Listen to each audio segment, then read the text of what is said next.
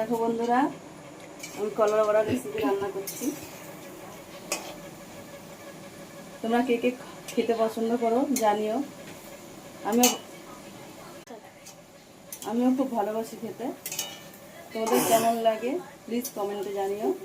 এদিকে দেখো আমার পাপা উঠে গেছে ঘুম থেকে, ও এখন কোল থেকেই নামবে না, দুষ্টু করছে। এই দেখো কলার বড়া বানিয়েছি, প্লিজ কমেন্টে জানিও কেমন হয়েছে।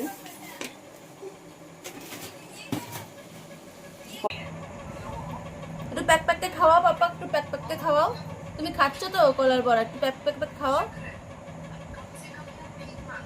খাও, খাওয়াও, দাও ওকে একটু, দাও ওকে একটু দাও।